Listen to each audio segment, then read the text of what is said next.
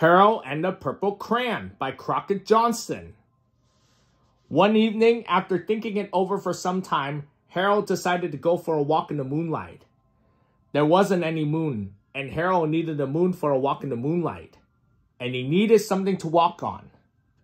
He made a long straight path so he wouldn't get lost, and he set off on his walk, taking his big purple crayon with him. But he didn't seem to be getting anywhere on a long straight path, so he left the path for a shortcut across a field, and the moon went with him. The shortcut led right to where Harold thought a forest ought to be. He didn't want to get lost in the woods, so he made a very small forest with just one tree in it.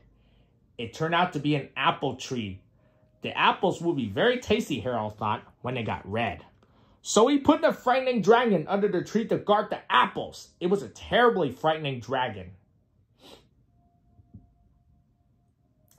It even frightened Harold. He backed away. His hand holding the purple crayon shook. Suddenly, he realized what was happening.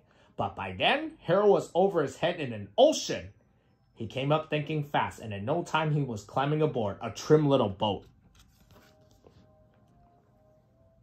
He quickly set sail, and the moon sailed along with him. After he had sailed long enough, Harold made land without much trouble. He stepped ashore on the beach, wondering where he was. The sandy beach reminded Harold of picnics, and the thought of picnics made him hungry. So he laid out a nice simple picnic lunch.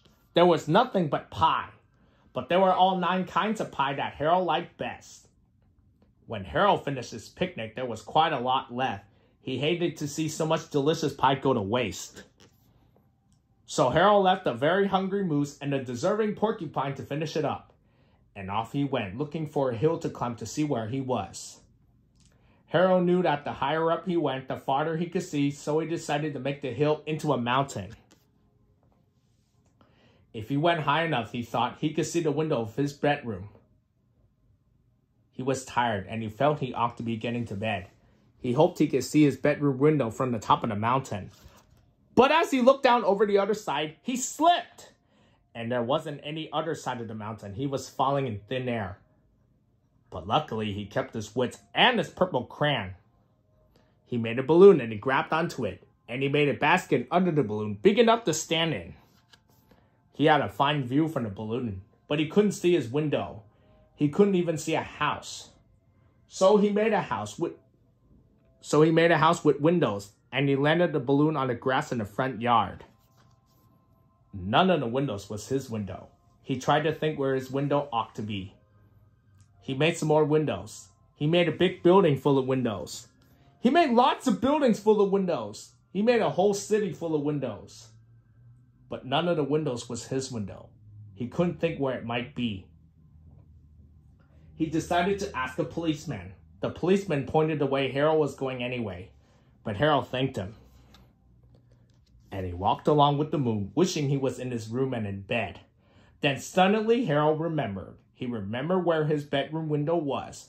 When there was a moon, it was always right around the moon. And then Harold made his bed. He got in it and he drew up the covers. The purple crayon dropped on the floor, and Harold dropped off to sleep.